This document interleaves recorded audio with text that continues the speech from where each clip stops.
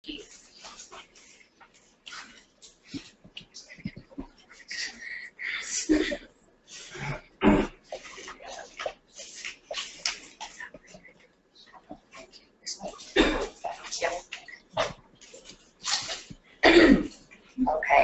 so I get to talk about what no one wants to talk about. Before I go on, I want to give you a little bit of background about myself. I'm Kirsten Stuart, and before I, can you guys hear me? All right. More. Okay. Before I became a Wiedemann-Steiner mommy, I was a speech and language therapist, and I specialized in language-based learning disorders and autism. And once Nico was born and my life sort of went south, I changed careers, and now I work in Santa Barbara for a nonprofit that specializes in funding families with children with cancer. And I work in development, and in the nonprofit world, development is just a fancy word for fundraising.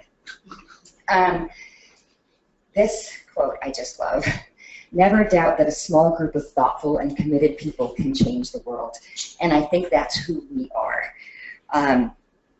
We may not solve world peace, but we are going to keep genetics research funded, and we are going to grow this community. Why are we doing this? This is why I'm doing this. This is Nico. He's 10, and we were undiagnosed for 8 years, 7 months, and it was the longest and probably worst 8 years of 7 months of my life. It was actually 8 years, 7 months, and 4 days. And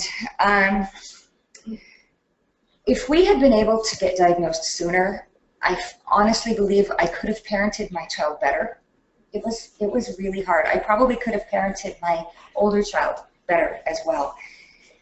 And I'm doing this because I want to give that gift of diagnosis to other families. And I look at the families here who are diagnosed at like 12 months and 18 months, and it makes me so happy for them that they get to start their journey and they get to find their community earlier.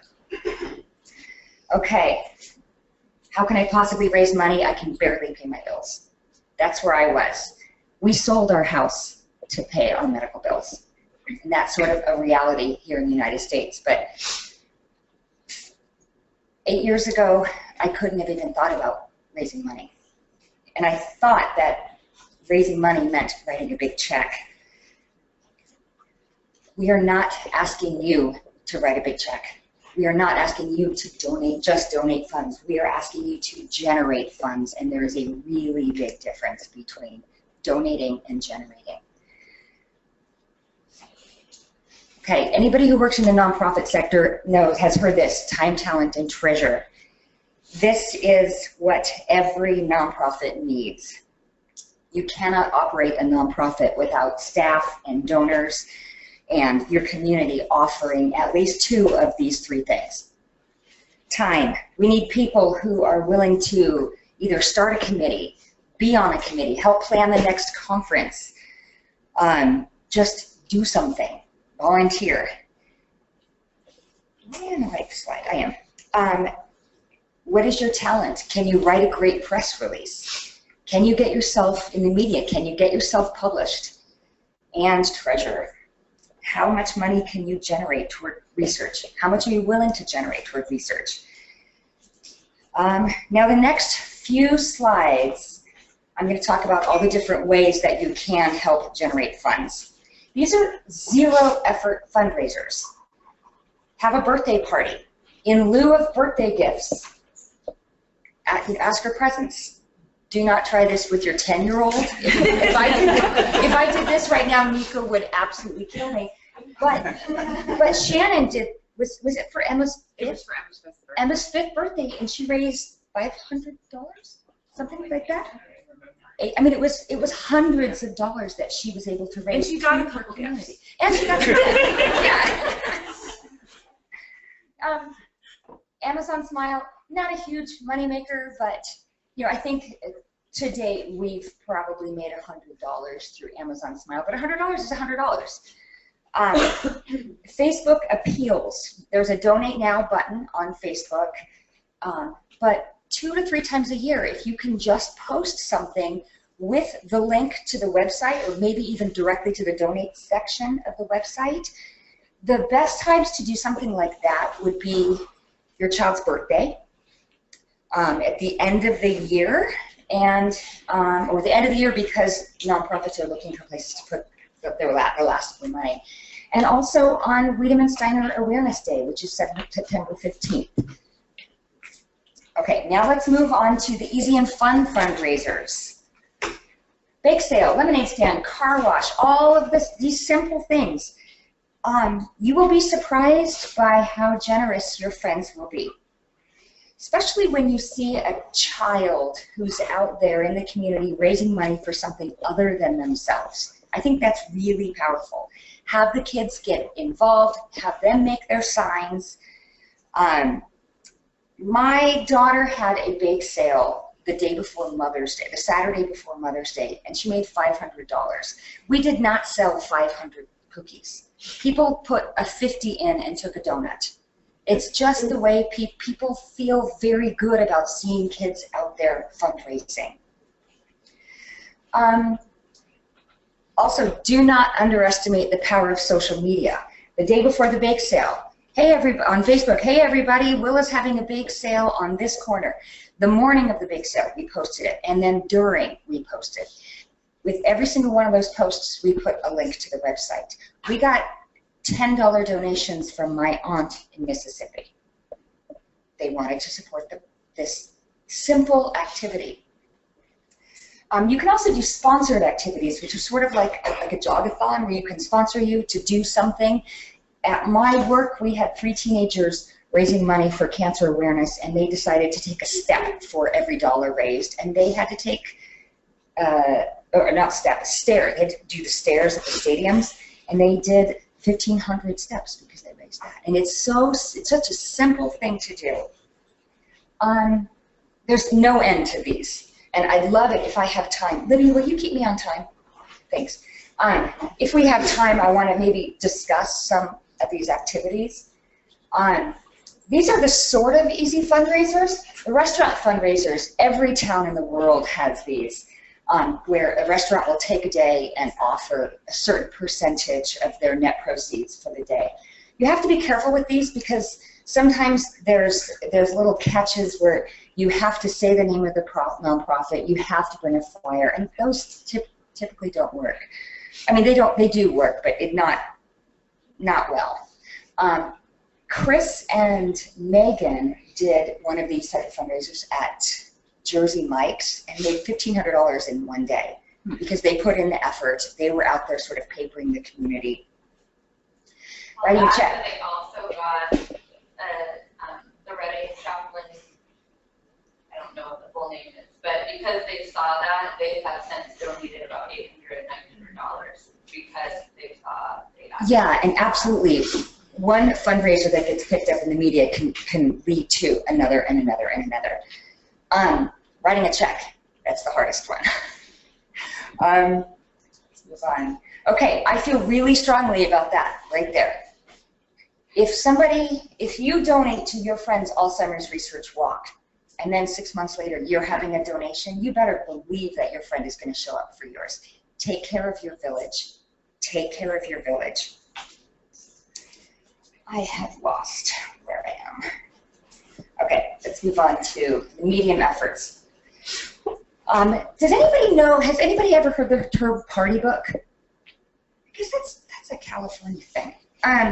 They're called buy-in parties where the host will assume the cost of a party. Like, I'm going to do, a big Mardi Gras themed party at my house, and you can actually buy a ticket to go to that party.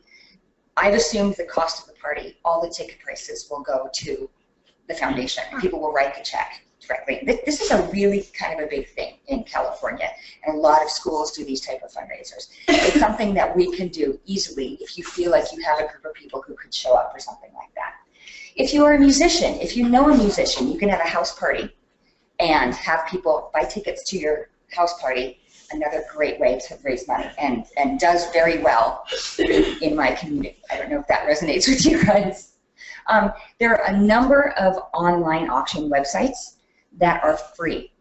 Once you get past 20 or 30 items, there's a cost to it. But if you can get together with 3 or 4 people, and if one of you has a vacation house, if one of you has just sort of a thing, you can put together an online auction.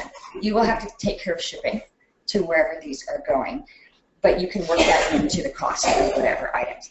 Great moneymaker. I love the idea of the gambling. There's no end to the money that can be made with gambling. Poker tournaments, 50-50, Super Bowl. Again, I want to bring it back to Shannon, who did a lottery board. How much did you make off of that? With the lottery board? Just the lottery board. She bought lottery tickets, posted them on the board, and then you bought a ticket for a raffle. So the board was $50 worth of raffle tickets, and then it was $5 a chance, or 5 chances for 20, and we put it at the local diner, and it probably funded my entire family to fly here, plus our... Okay, there you go. Talk to Shannon after this, because this one works. Just whichever one of these might resonate with you, just consider it, and you can call me, ask me any questions. I'm going to kind of whip through the first one, the auction gala. I actually don't think we're ready. We're at a point to think about auction galas, but my goal is that one day we will. One day we're going to have this big auction gala. Libby's going to plan it. It's going to be awesome. Golf tournaments. Oh my God! If any of you guys work for a large company, look into their charitable giving. Large companies offer charity golf tournaments, and you have to apply to be the benefiting charity. They typically go with local foundations, or if there's somebody who works for that company who's on that foundation or is connected in some way. You could golf tournaments probably fund about $20,000 and up. Just keep applying to be the benefiting charity.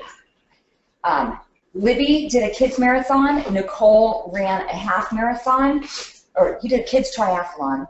Bike races. You've heard that Lymphoma and Leukemia Society, they do things like that. Sign up. Run on behalf of Wiedemann-Steiner syndrome and get sponsored. People make thousands of dollars for their charities doing things like this. Okay. I am going to move on to the next or different phase of fundraising. Okay, so let's just say that you've hosted a fantastically successful bake sale. Let's let your company double that. Let's let them double the $500 that you just made. It's a very powerful fundraising tool. Large companies all have corporate giving policies, and they usually range from 50% to 100% of your donation. Look into it. Call your human resource department, and they'll give you the guidelines for the charities. They typically don't fund anything that has a political bend to it. Large companies like Raytheon, they will only fund STEM research. So look at the companies.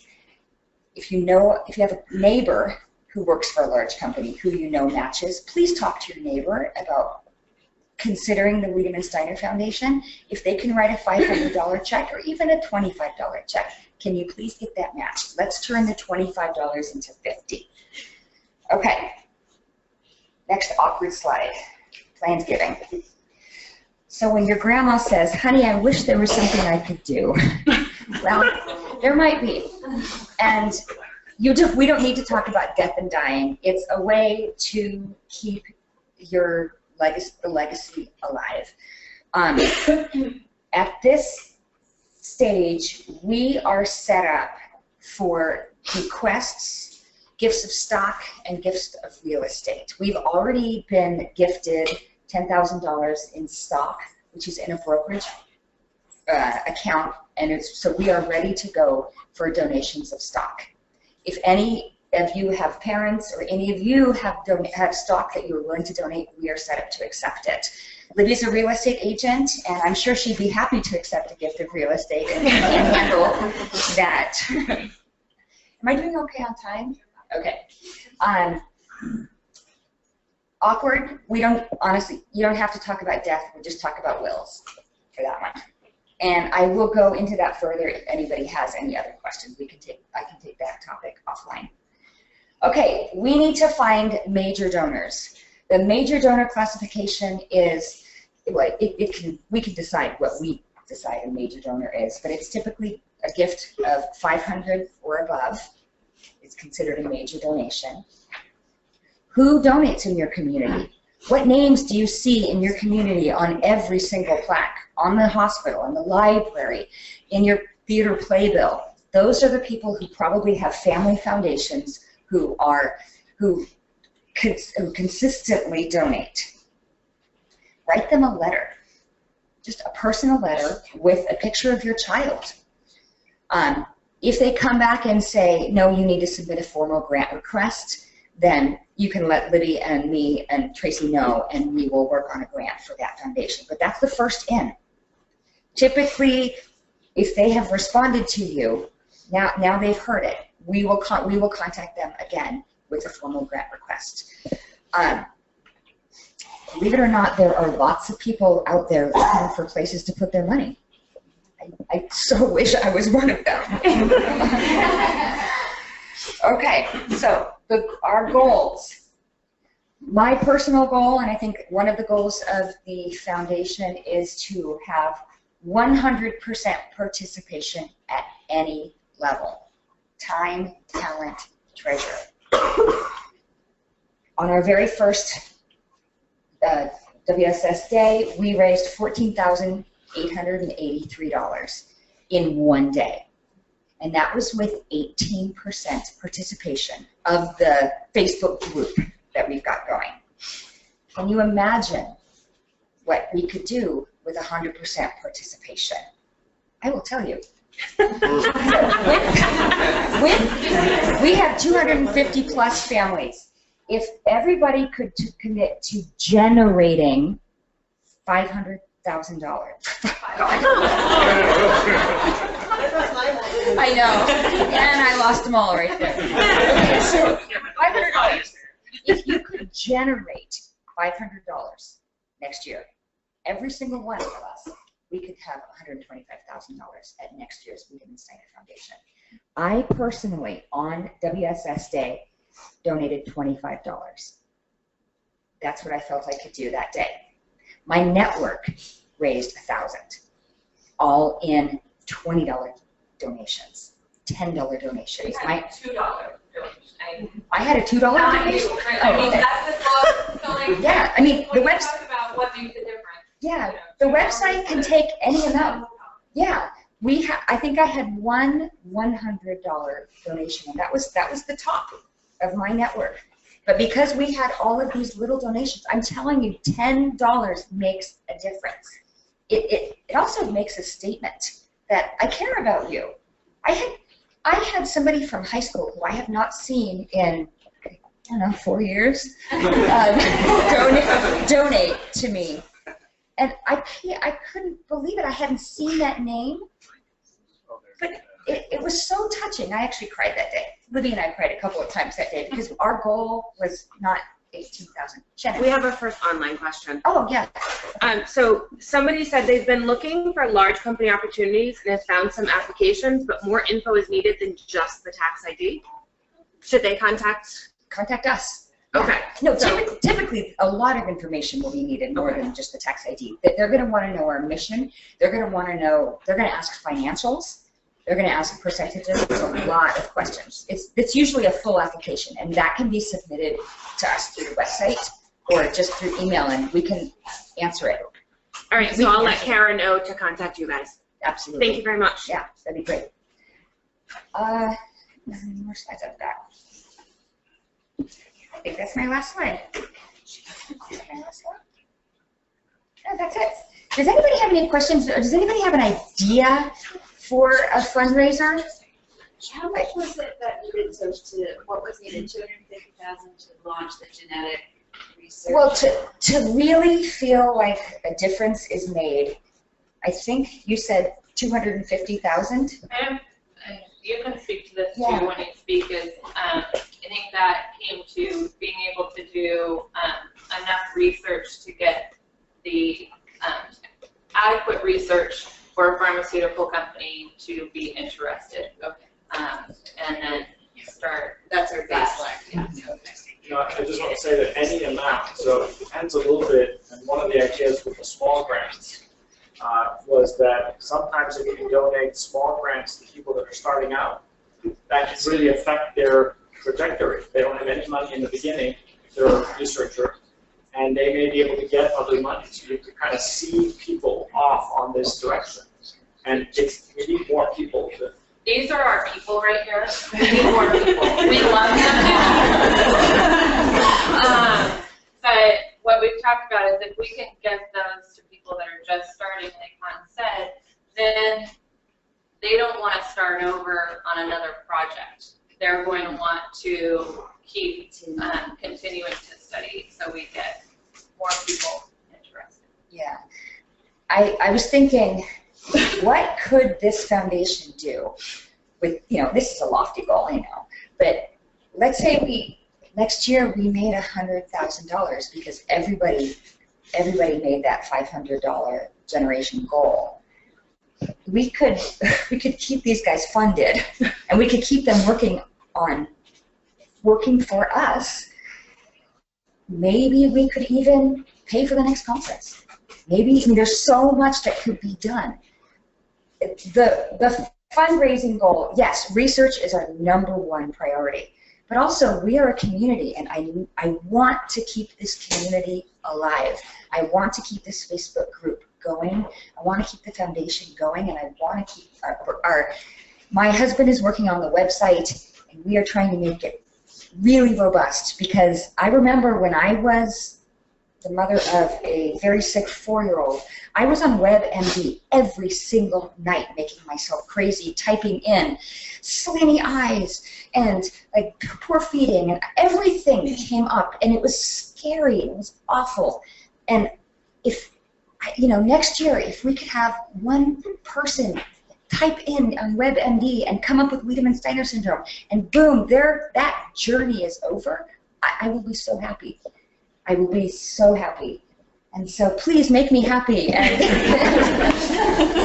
But again, my takeaway for this is you don't have to be the only one funding us. Bring in your community, generate the money, generate the awareness. Don't just feel like I'm asking you to make this huge sacrifice, because it's not a sacrifice, and it feels really good. I'm telling you, I was really emotional as those donations in Nico's honor were coming in on the website. It was probably one of the best days I've had all year. You had a question? I don't have a question, I have a suggestion. Yeah. I do a lot of work with youth, and we've been having kids make their own iMovie videos. And those are really powerful ways to get the message out, and the youngsters of today, or anyone under 30, really are video driven. Like, that is where they go for information, and learning stuff on YouTube, how to change a tire or whatever, they go to YouTube. And Randy, I found her video on YouTube, and she was really innovative in getting the local newspaper to do a story on it. Yeah, absolutely. And I thought, wow, this would be really good. I used that video actually and gave it to one of my doctors and said, if you want to understand a little bit about what this is, here you go. And so maybe, you know, we could work with Dr. Bjornson and Dr. Jones and come up with just like a basic little storyline about what Wiedemann-Steiner is. One of the plans. 4 to 5 minute videos that we can put on YouTube, and I work with students that are videographers that do that. Really? Okay. I tried to see, you know, if they would be willing to do a little job for us. So we probably have to do. Yeah, one of the plans for the website is to get some video content on there that we can share. Yeah. But I was telling you about the group of girls that I worked with at where I work, the ones who raised $1,500. Oh, and they did that in like 3 days. It was because they did Facebook Live, and they did YouTube, and it was just, you know, it didn't help. It didn't hurt that they were super cute, and they were like, "Hi guys," and you know, they were speaking the language of their peers, and they used the portal of their peers, and they had that donate button, and it just went through the roof, and all with $10 and $15, $25 donations. None of, I mean, these were kids who were donating, well, with their parents' cards, but But these were small donations. And on Wiedemann-Steiner Day, that you post a video, that's really powerful. Let's make that an action item that the next Wiedemann-Steiner Day people So We just have to get we could do it, make it happen. And I would love if we could get little video snippets of the doctors too. I've been thinking about this a lot, with, because Can I take you out for dinner and you and I can talk? And they're trying to learn to freelance and launch, so, they work with me, we all work for the National Park Service, so we can do videos on park stuff. But Yeah. I'm thinking, oh, I gotta tell these guys. You're my And new so- friend. But I wanted, wasn't sure to come overstep, but if we have guidance, we can make a storyboard with collected information from the group or from the doctors. That really resonates. Yeah. And these guys are good at knowing how to spin a story and tell the story, and I think we could do something here. We have been waiting for somebody to volunteer to do that. Remember I was talking about? Remember full-time talent and treasure? We've got our talent here, right? All we need is the connection. Yeah, If you have for that. sure. Randy. Everson's videos on YouTube, and so for anybody who hasn't seen Everson's videos on YouTube, I reached directly out to the media. I needed to raise money to be able to come here, and I was like, I've raised money for football, I've raised money for wrestling, I've raised money for whatever. This was something that needed to be discussed. And like you said, they take it and they edit it beautiful, because he had like this whole big thing. But it got it out there. And so as I was trying to raise money to get here, that's what I would tell everybody. You can go on, Google his name. If you Google his name, the video's going to come up. Because a lot of times there isn't the information out there. You can say, oh, my child has this, and they're like, I've heard of that. No, you really haven't. Nice try though. Yeah. Oh, or I know somebody that has that. No. But yeah, so I really heard the video was the most powerful thing. And then I also, I would say back to include a picture. I made flyers. I flyered everybody that I could flyer. I included 3 pictures of Everest at the top. 1 page was personal information about him. The second page was information I got from Libby from a previous thing that she had all the information about the center. All the information about all that. And so something like that, I believe, is the most powerful, just to get it out there. Joanne Armitage, who is in the UK group, she got herself published in her local paper, and through the group I reached out to her and I said, how did you do that? And she said, I just called him. And I was like, oh my God, you could do that? And then I talked to the creative director at work and I said, I would like to get a press release out in the Santa Barbara paper. How do I do that? And she said, you write a press release and then you submit it. I was like, really? So right now, I'm writing a press release, and I'm gonna have the Wiedemann-Steiner website in that press release. Top, bottom, everywhere. This is how you donate.